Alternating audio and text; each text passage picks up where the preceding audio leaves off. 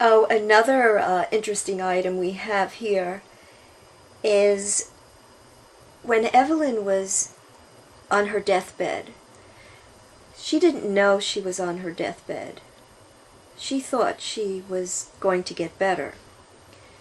So she asked Maureen Skelton, or whatever her name is, to do her a favor and to please take a hold of her checkbook so she could pay her rent and her utility bills, just so she doesn't lose her apartment when she comes back from out of the hospital.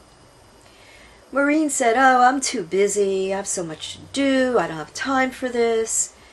And so Dean Loren found out about it. He said, "I'll help. I'll help." Isn't that amazing how helpful he is to get a hold of a bank account that totals $113, that he should have access to that bank account just to pay Evelyn's bills? Well, anybody who knows Dean Loren has noticed that he has bought a nice wardrobe for himself, designer clothes and the like, and he seems to have money that he's never had before. Gee, I wonder where that came from. I thought he was on Social Security. Dean Loren had told me he has AIDS, and if you have AIDS, you qualify for government funding, and that couldn't be enough money for him to buy designer clothes, do you think? So, that's pretty much the story there. We're talking about a woman dying because a doctor doesn't have all the information about what's really wrong with her, that Dean Loren sequestered from the doctors. Number one. Number two, we have him burning her body just hours after she passed away. Just like immediately after I personally requested an autopsy. So now we've hidden all the evidence of why did Evelyn really die? What really killed her? Now that's gone. Then we have the letters I received from the Canadian government telling me that Dean Loren has been accepting money illegally, unlawfully, month after month after month after month,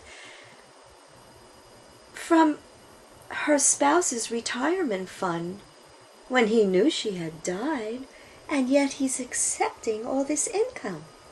I think we have an abundance of charges against Mr. Dean Loren, don't you? It doesn't matter that he's a psychopath. Some psychopaths rape and sodomize their children. Some are serial killers. Dean Loren murders little old ladies, allegedly, I may say. Because we could never prove that one, can we?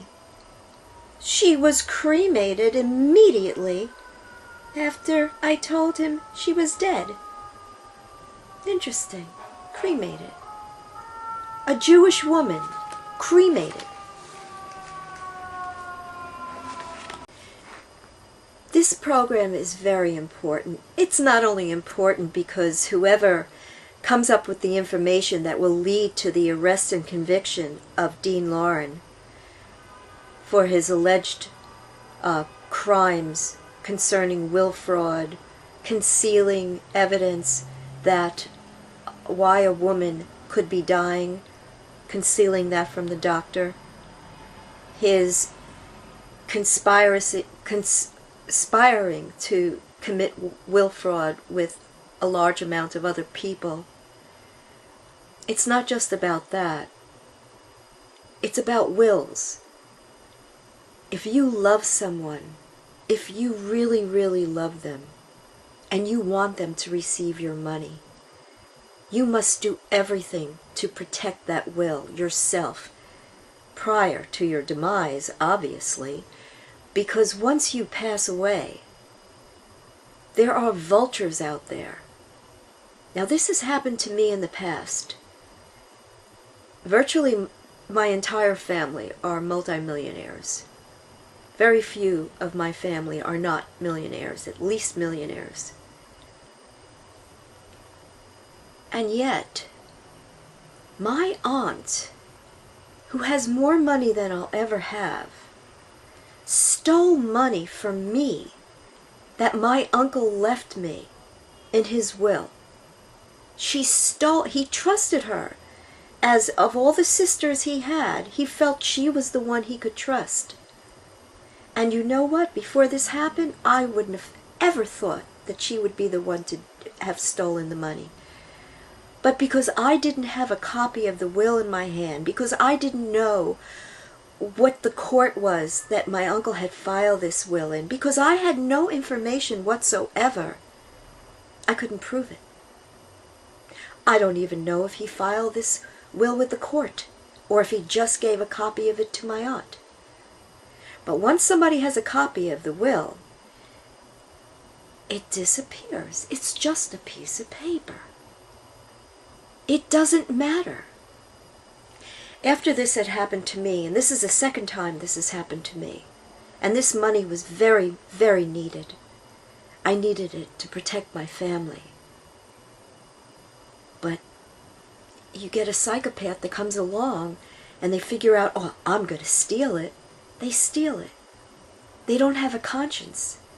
Do you think my aunt, after the 20 years ago that she stole my money, is feeling bad now that she's getting closer to her death, her maker? Do you think she's returned it? I don't think so. I don't think she'll ever return it. Because some people are greedy. They just love money. Their God is money. That is their God. Just like anti-family court judges or lawyers or some doctors.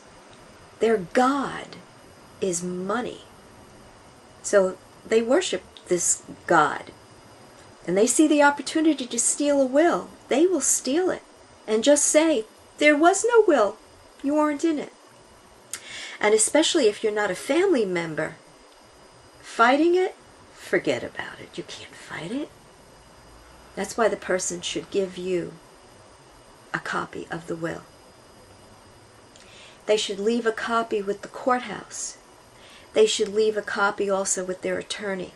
But it should all be left there. All of it. Now, when I went to the court to find out if Evelyn Goldberg left a copy of her will, they lied to me. They said there was none.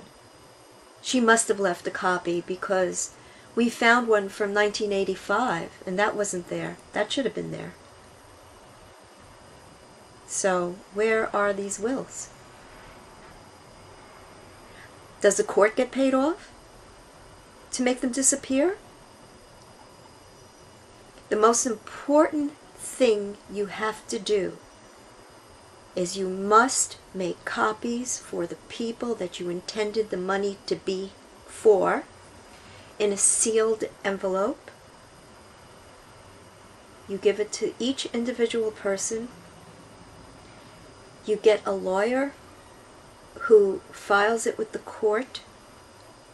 You get documentation of that.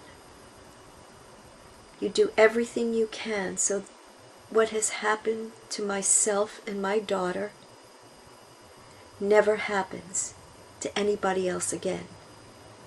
Because if anybody needed that money, it was me, and that's why she left me her estate.